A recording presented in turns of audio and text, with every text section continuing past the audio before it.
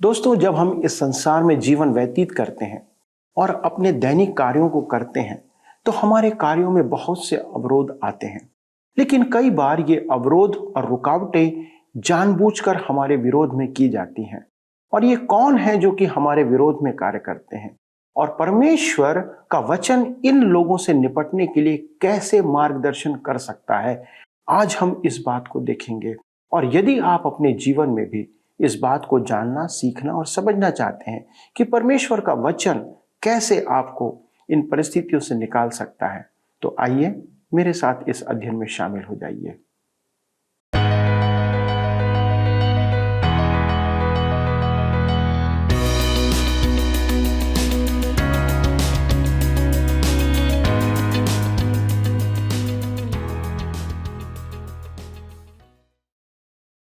प्रिय मित्रों, आप सबको सत्यवचन परिवार की ओर से सप्रेम नमस्कार।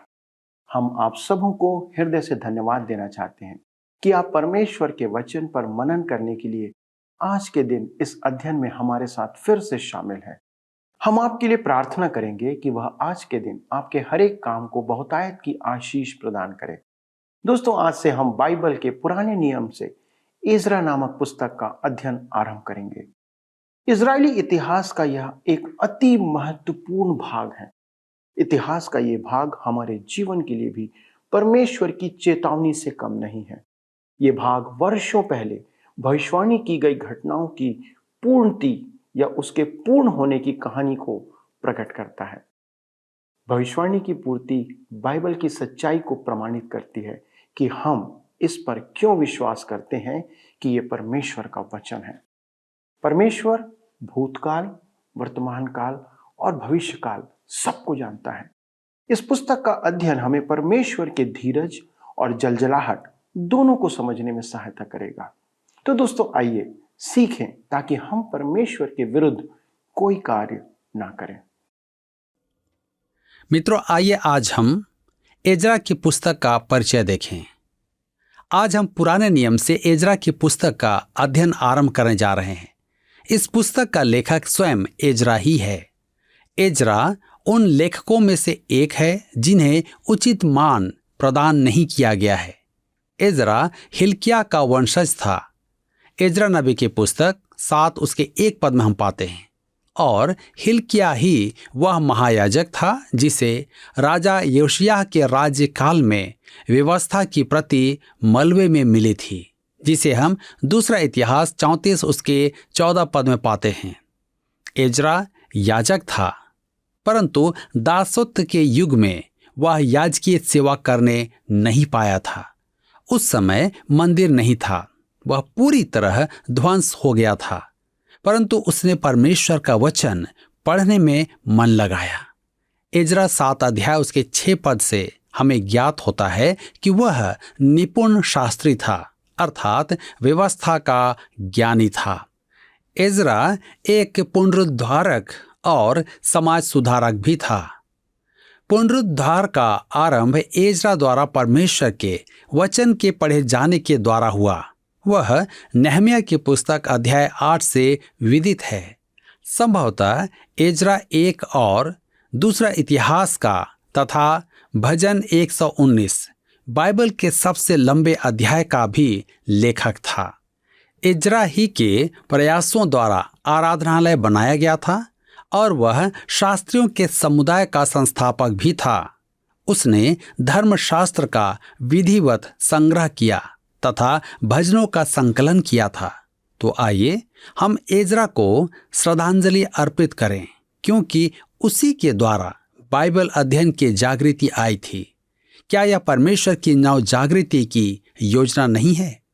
हमारे युग में जागृति नहीं आई। D.L. मूडी ने कहा, और जागृति देखी। अगली जागृति बाइबल अध्ययन की जागृति होगी।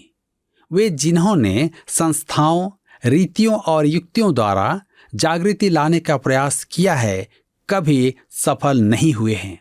जागृति तब ही आएगी जब मनुष्य परमेश्वर के वचन पर मन लगाएंगे। एजरा की पुस्तक का विषय है परमेश्वर का वचन। इस छोटी पुस्तक में परमेश्वर के वचन का उल्लेख 10 बार आया है। एजरा 1 अध्याय के 1 पद में, 3 अध्याय के 2 पद में, 6 अध्याय उसके 14 और 18 पद में, 7 अध्याय के 6 पद, 10 पद, 14 पद, 9 अध्याय के 4 पद और तब 10 अध्याय उसके 3 और 5 पद। परमेश्वर के वचन का स्थान इन लोगों के समग्र जीवन में देखा जा सकता था। धर्म, समाज, व्यापार तथा राजनीति।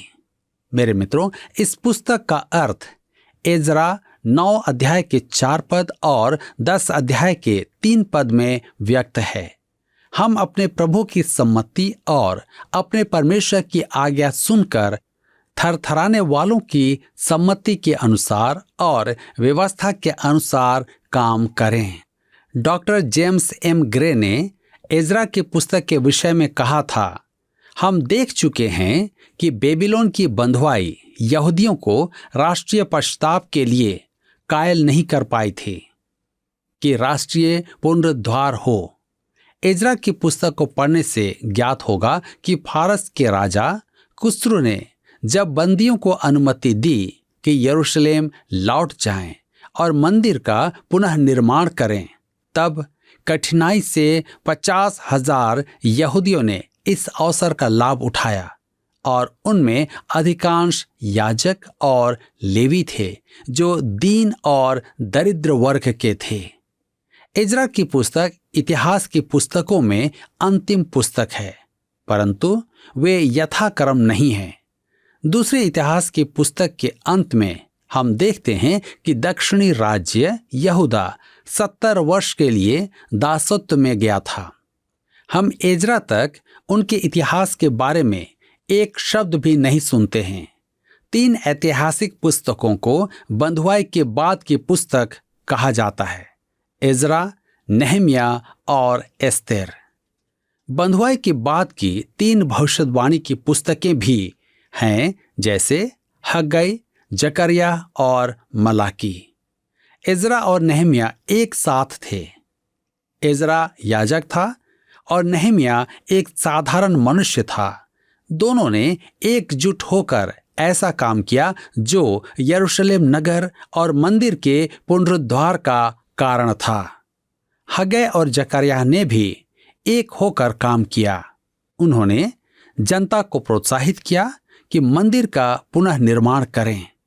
हग्गई एक कर्मठ व्यक्ति था, जैसा कि हम उसकी पुस्तक में देखेंगे।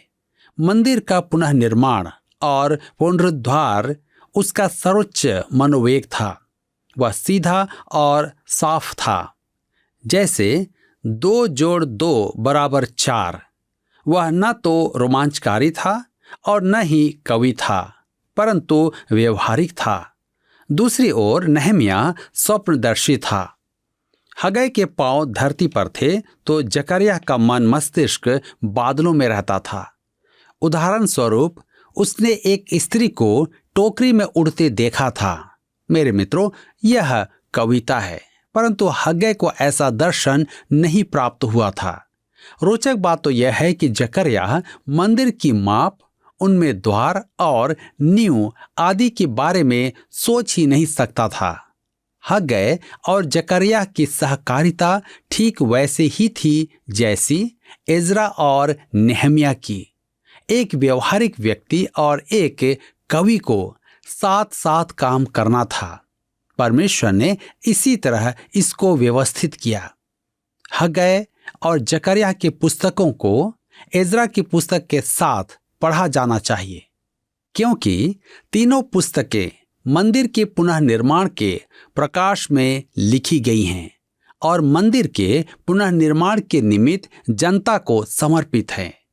एजरा की पुस्तक 5 अध्याय के 1 पद में लिखा है, तब हग्गई नामक नबी और इद्दो का पोता जकरिया यहूदा और यरूशलेम के यहूदियों से नबूवत करने लगे। उन्होंने इस्राएल के परमेश्वर के नाम से उनसे नबूवत की। मेरे मित्रों, एजरा की पुस्तक के 2 मुख्य भाग हैं। पहले 6 अध्यायों में जरुब्बाबेल की अगुवाई में यहूदियों का बेबीलोन की बंधुआई से लौटना, लगभग 50,000 लोगों का लौटना। इसके बाद अध्याय 7 से 10 में एजरा की अगुवाई में लगभग 2000 यहूदियों का लौटना। तो आइए हम देखें अध्याय 1 में विषय राजाज्ञा और आंशिक यहूदियों का यरूशलेम लौटना। आइए देखें मंदिर पुनर्निर्माण की कुस्रू द्वारा आज्ञा। एजरा की पुस्तक 1 अध्याय उसके 1 पद में लिखा है, फारस के राजा कुस्रू के पहले वर्ष में यहोवा ने फारस के राजा कुस्रू का मन उभारा कि यहोवा का जो वचन यिर्मयाह के मुंह से निकला था वह पूरा हो जाए। इसलिए उसने अपने समस्त राज्य में यह प्रचार करवाया और लिखवा भी दिया। यहाँ ध्यान दीजिए कि एजरा आरंभ ही में परमेश्वर के वचन पर ध्यान आकर्षित करवाता है। फारस के राजा कुस्रू का नाम भी लिखा है। वह प्राचीन संसार के प्रबुद्ध शासकों में से एक था। वह भविष्य सूचक भविष्यवाणी का विषय था। उसके जन्म से पूर्व ही उसको नाम दे दिया गया था, फारस का राजा होने के लगभग 200 वर्ष पूर्व। कुस्रू के विषय में यशायाह नबी की पुस्तक 44 अध्याय उसके 28 पद में भविष्यवाणी का वचन कहता है, वह मेरा ठहराया हुआ चरवाहा है और मेरी इच्छा पूरी करेगा। यरूशलेम के विषय कहता है, वह बसाई जाएगी और मंदिर के विषय तेरी नींव डाली जाएगी। आगे 45 के 1 में वह कहता है, यहोवा अपने अभिषिक्त कुस्रू के विषय में यूं कहता है, मैंने उसके दाहिने हाथ को इसलिए थाम लिया है कि उसके सामने जातियों को दबा दूं और राजाओं की कमर ढीली करूं। उसके सामने फाटकों को ऐसा खोल दूं कि वे फाटक बंद न किए जाएं। कुस्रू मसीह का प्रतीक है। दानियल कुस्रू के दरबार में प्रधानमंत्री था और उसने उसे जीवित एवं सच्चे परमेश्वर का बोध करवाया। कुस्रू जानता था कि वह क्या कर रहा है। जब उसने इस्राएलियों के लिए आज्ञा निकाली कि वे स्वदेश लौट जाएं, लिखा है कि उसके इस काम के द्वारा भविष्यवाणी पूरी हुई थी। यह भविष्यवाणी की यथावत पूर्ति है। कुस्रू के ही युग में दानियल ने अपनी कुछ महान भविष्यवाणियां लिखी थी, जिसमें इस्राएल राष्ट्र के संबंध में 70 सप्रांतों की भविष्यवाणी भी है। आरंभिक धर्मशास्त्र का चौथाई भाग भविष्यवाणी ही था। मेरे मित्रों, भविष्यवाणियों का अधिकांश भाग पूरा हो चुका है। एजरा की पुस्तक 1 अध्याय 1 पद में लिखा है, धर्मशास्त्र का वह भाग है जो भविष्यवाणी की पूर्ति है। मसीह के प्रथम आगमन की लगभग 300 से अधिक भविष्यवाणियां पूरी हो चुकी हैं। कुछ विचारकों के अनुसार यीशु के दूसरे आगमन की भी 300 से अधिक भविष्यवाणियां हैं, परंतु मैंने अभी उन्हें देखा नहीं है। मसीह के जन्म के विषय में पुराने नियम में भविष्यवाणी की गई थी। उसके जन्म के बारे में 4 बातें कही गई थीं। आइए देखें। पहला, उसका जन्म बैतलहम में होना था, मीका नबी की पुस्तक 5 अध्याय के 2 पद में। दूसरा, उसे नासरी कहलाया जाना था, न्यायों की पुस्तक 13 अध्याय के 5 पद में। तीसरा, उसे मिस्र से निकलना था, होशे 11 अध्याय उसके 1 पद। चौथा, यरूशलेम के निकट एक छोटे नगर रामा में विलाप का शब्द सुनाई देगा, यिर्मयाह 31 अध्याय के 15 पद में। मेरे मित्रों, मत्ती इन चारों भविष्यवाणियों को संयोजित करके मसीह के जन्म की घटना सुनाता है। मत्ती रचित सुसमाचार 2 अध्याय भविष्यवाणी की पूर्ति ही है। एजरा 1 अध्याय 1 पद भी भविष्यवाणी की पूर्ति है। बंधुआई के 70 वर्ष पूरी हो गए थे, अतः इस्राएलियों का स्वदेश लौटने की आज्ञा मिल गई थी, परंतु बहुत कम इस्राएली लोग स्वदेश लौटे। एजरा की पुस्तक 1 अध्याय के 2 पद में लिखा है, फारस का राजा कुस्रो यूं कहता है, स्वर्ग के परमेश्वर यहोवा ने पृथ्वी भर का राज्य मुझे दिया है और उसने मुझे आज्ञा दी कि यहूदा के यरूशलेम में मेरा एक भवन बनवा। कुस्रू की राजाज्ञा बहुत महत्वपूर्ण है। पहले तो कुस्रू कहता है कि स्वर्ग के परमेश्वर यहोवा ने उसे पृथ्वी भर का राज्य दिया है। किसी ने पूछा कि क्या अमेरिका का राज्य भी उसे दिया था? उस समय अमेरिका में किसी को रुचि नहीं थी और वह एक राज्य था भी नहीं। कुस्रू एक प्रमुख राजा था। स्वर्ग के परमेश्वर यहोवा ने मुझे पृथ्वी भर का राज्य दिया है। वह एक सर्वोच्च व्यक्तित्व था। उसे यह बोध था कि परमेश्वर ने उसे राजा बनाया था। कभी कभी मैं सोचता हूं कि इस समय संसार में कितने शासकों को इस सत्य का बोध है कि वे परमेश्वर के सेवक हैं। वे चाहे समझे या न समझे, परमेश्वर ने ही उन्हें पदासीन किया है। मेरे मित्रों, मैं चाहता हूं कि आप उसकी इस अभिव्यक्ति पर ध्यान दें। स्वर्ग के परमेश्वर यहोवा। यह परमेश्वर के विषय में एजरा, नेहमिया और दानियल की विशेष अभिव्यक्ति है। यह अभिव्यक्ति इन पुस्तकों से पूर्व धर्मशास्त्र में नहीं पाई जाती है। यरूशलेम के पतन और विनाश के बाद परमेश्वर को करूबों पर विराजमान मंदिर का परमेश्वर नहीं कहा जा सकता था। वहां से तो परमेश्वर की महिमा प्रस्थान कर चुकी थी। इस्राएल की कुल चिन्हांकित ढाल पर इकाबोद लिखा हुआ था। यहेजकेल ने परमेश्वर की महिमा शकीना का प्रस्थान देखा था। यही कारण था कि बंधुआई के बाद भी धर्मशास्त्र की पुस्तकों में उसे स्वर्ग का परमेश्वर कहा गया है। मेरे मित्रों, यहेजकेल ने यरूशलेम के मंदिर से परमेश्वर की महिमा को जाते देखा था। वह वहां से उठ गई और देखती रही कि परमेश्वर की प्रजा उसके पास लौट आए। मूर्ति पूजा से मन फिराए, परंतु उन्होंने मन नहीं फिराया। महिमा नगर से उठकर शहर पनाह तक गई और इस्राएल के मन फिराने की प्रतीक्षा की, परंतु उन्होंने मन नहीं फिराया। वे परमेश्वर के निकट नहीं आए।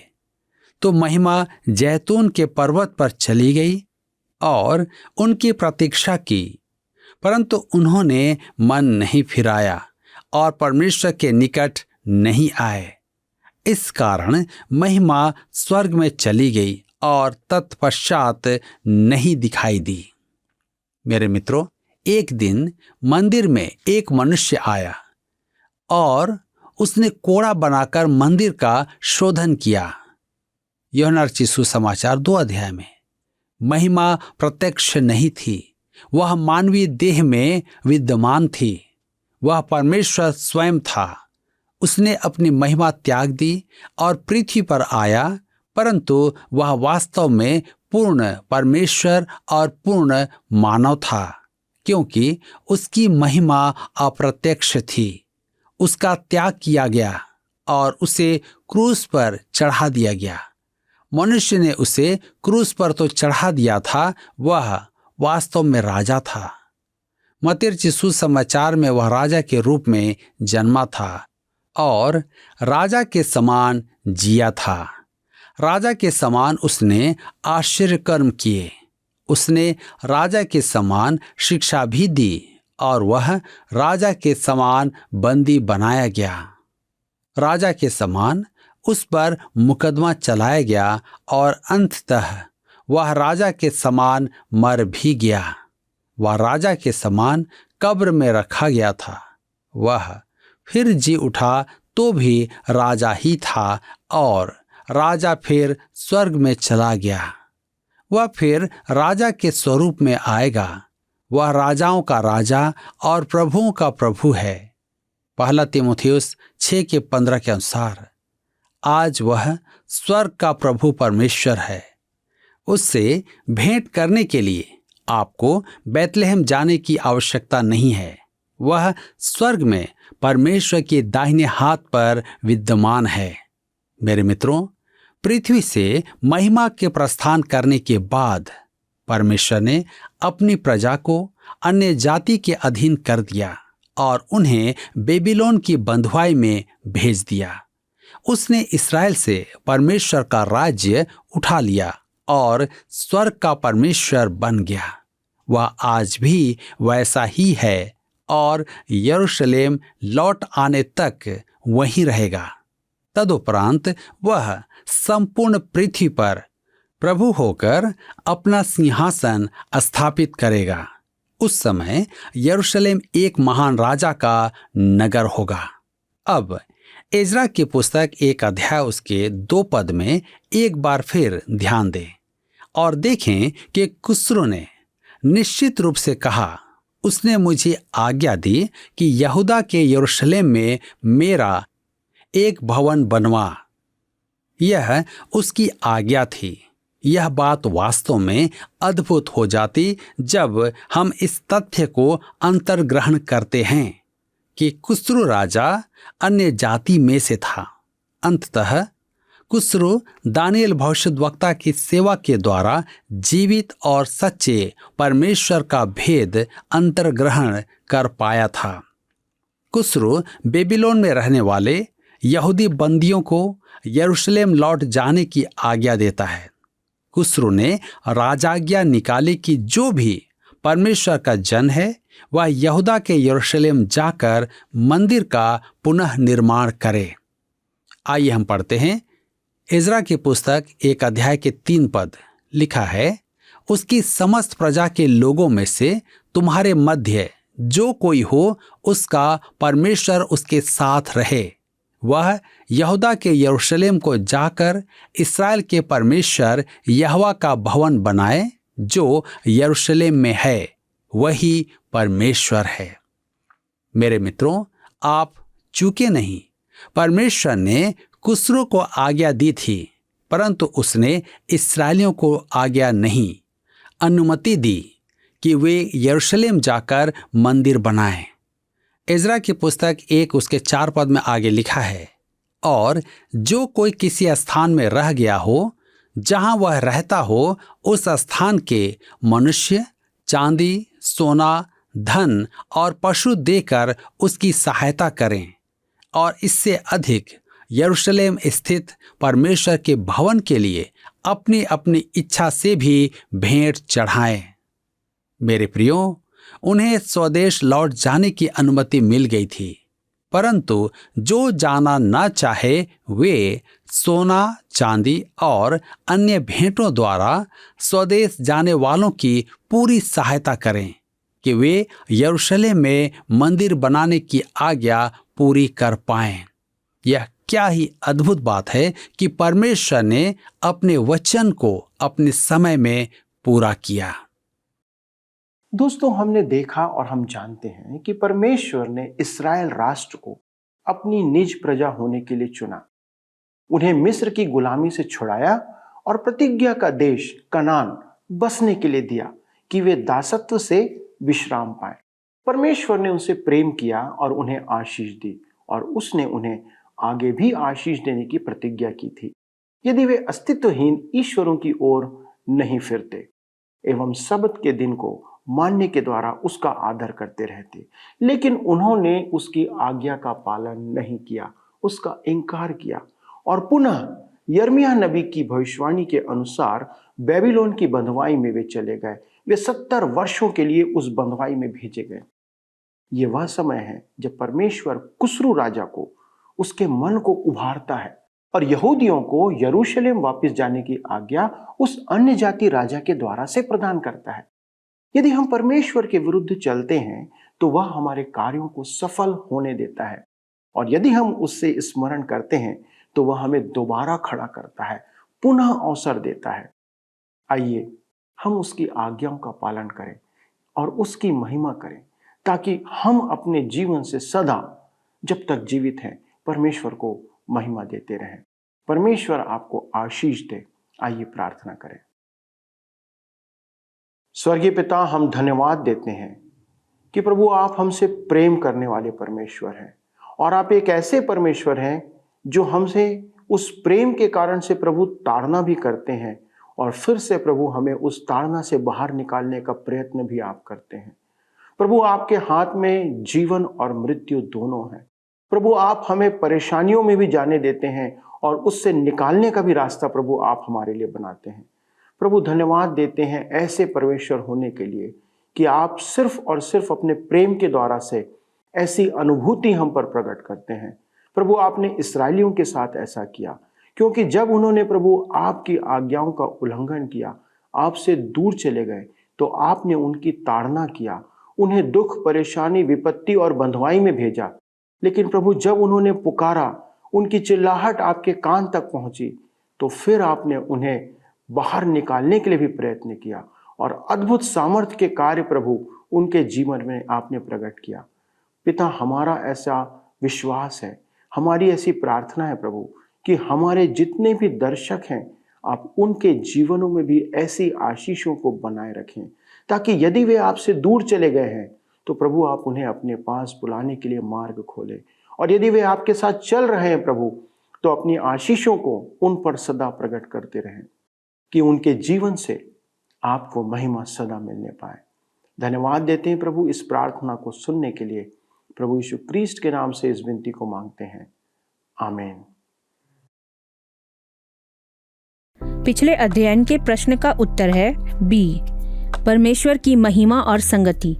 परमेश्वर की योजना के अनुसार मनुष्य के सृजे जाने का मुख्य उद्देश्य है परमेश्वर की महिमा और संगति।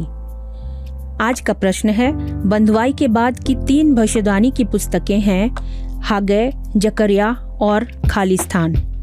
ए एजरा, बी मलाकी, सी नहेमिया, डी एस्तेर। मित्रों, इस प्रश्न का उत्तर हमें कल सुबह 6 बजे से पहले विकल्प ए, बी, सी या डी के साथ अपना नाम, पता, स्थान के साथ 9651433397 पर SMS या WhatsApp करें। सभी विजेताओं को विशेष पुरस्कार प्रदान किए जाएंगे। धन्यवाद। क्या आपको यह कार्यक्रम पसंद आया? अभी हमें एक मिस कॉल करें और आप अगले विजेता हो सकते हैं।